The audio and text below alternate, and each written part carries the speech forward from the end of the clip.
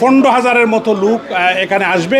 তো আমরা আরও চেষ্টা করছি বিভিন্ন শহরে, প্রত্যেক শহরেই কিন্তু অর্গানাইজ চলছে। আগামী 8ই সেপ্টেম্বর সোমবার দুপুর 1টায় ট্রাফালগার স্কয়ারে হাজার হাজার মানুষের উপস্থিতিতে আমরা একই কণ্ঠে স্লোগান উচ্চারিত করতে চাই, we are stand up against Yunus regime, we are stand up for human rights, stand up for secular. শোকাবহ আগস্ট জাতীয় শোক দিবস উপলক্ষে মাদারীপুরের সর্বস্তরের যুক্তরাজ্য প্রবাসীদের পক্ষ থেকে আজকে নিউহামে আয়োজিত শোকসভায় আমরা সবাই উপস্থিত হয়েছি।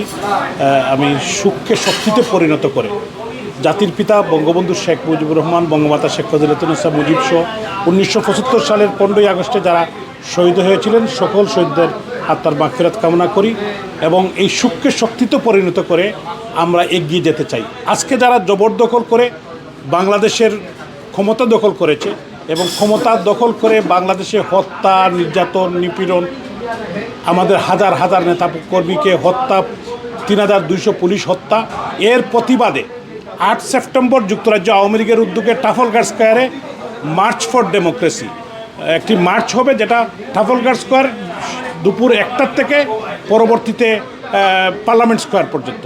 তো আমরা সবাইকে আহ্বান জানাবো, সর্বস্তরের প্রবাসী বাঙালিরা যে যেখানে আছেন সবাই গণতন্ত্র রক্ষার স্বার্থে, দেশ রক্ষার স্বার্থে, এই খুনিদের বিদায় ঘণ্টা বাজানোর স্বার্থে আপনারা সবাই উপস্থিত হবেন।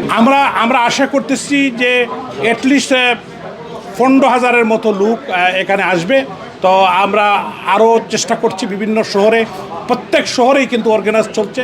যুক্তরাজ্য আওয়ামী লীগের নেতৃবৃন্দ, জাতীয় নেতৃবৃন্দ যাচ্ছেন, কথা বলছেন। আজকেও আমরা এখানে কথা বলেছি প্রত্যেক জায়গায়। এখানে যুক্তরাজ্য আওয়ামী লীগের সাধারণ সম্পাদক সৈয়দ সাজিদুর রহমান ফারুক ভাই এখানে আছেন, আরও আমাদের নেতৃবৃন্দ আছেন, বীর মুক্তিযোদ্ধারা আছেন।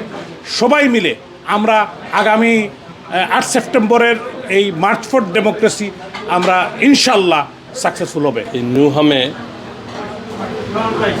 মাদারীপুরবাসীর উদ্যোগে জাতীয় শোক দিবস উপলক্ষে একটি আলোচনা সভায় উপস্থিত হয়েছি।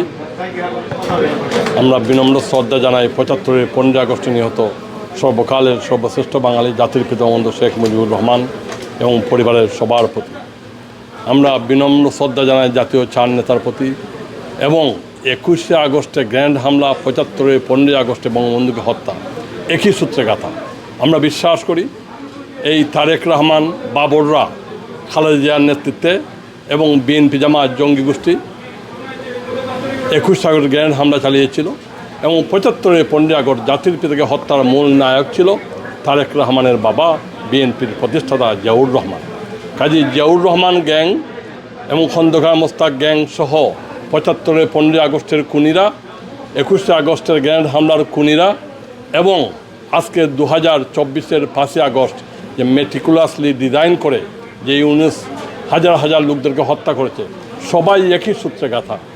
আমরা এই সকল হত্যাকারীদের, ইউনুস গ্যাং সহ 75-এর 15 আগস্টের খুনি এবং 21শে আগস্টের গ্র্যান্ড হামলার খুনিদের সবার আমরা হত্যাকারীদের বিরুদ্ধে আমরা সোচ্চার হতে চাই।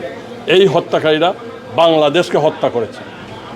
8ই সেপ্টেম্বর সোমবার এই লন্ডনের ট্রাফালগার স্কয়ারে আমরা হাজার হাজার মানুষের উপস্থিতিতে আমরা উচ্চারণ করতে চাই, শেখ হাসিনার সরকার বারবার দরকার, শেখ হাসিনার সরকার বারবার দরকার। আমরা স্লোগান দিতে চাই, এক মুজিবের রক্ত থেকে লক্ষ মুজিব জন্ম নেবে।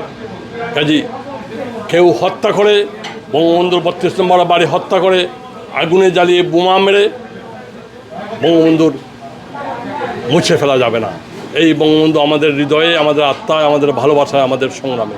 বঙ্গবন্ধু আমাদের চেতনায়, আমাদের গণতন্ত্রে, আমাদের ধর্মনিরপেক্ষতা, আমাদের বাঙালি জাতীয়তা। বঙ্গবন্ধু আমাদের সকল সংগ্রামে বঙ্গবন্ধু। কাজে বঙ্গবন্ধু যতদিন পদ্মা, মেঘনা, যমুনা বেঁচে থাকবে, যতদিন এখানে আলো বাতাস চলবে, যতদিন এইখানে পূর্ব দিগন্তে লাল সূর্য উদিত হবে, ততদিন বঙ্গবন্ধু বেঁচে থাকবেন।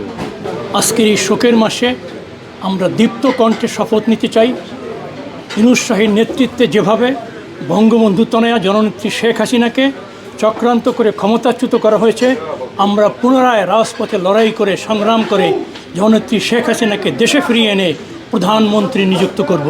প্রধানমন্ত্রীত্বের পদে উনি পুনরায় আসীন হবেন এই দীপ্ত শপথ আমরা আজকের এই শোকের মাসে নিতে চাই। জয় বাংলা। আজকে এই 15ই আগস্টের এবং 21শে আগস্ট তথা 2024-এর 5ই আগস্ট এই সমস্ত বিপর্যয়ের আমরা আওয়ামী লীগ কীভাবে আবার রুখে দাঁড়াতে পারি, আবার দাঁড়িয়ে বাংলাদেশে আমাদের অবস্থান আবার সুদৃঢ় করতে পারি শেখ হাসিনার নেতৃত্বে, আমরা সেই মতেই ঐক্যবদ্ধ এবং সেই কারণেই আজকে আমরা এখানে উপস্থিত হয়েছি, যাতে করে আমরা ঐক্যবদ্ধ হয়ে শেখ হাসিনার হাতকে শক্তিশালী করতে পারি।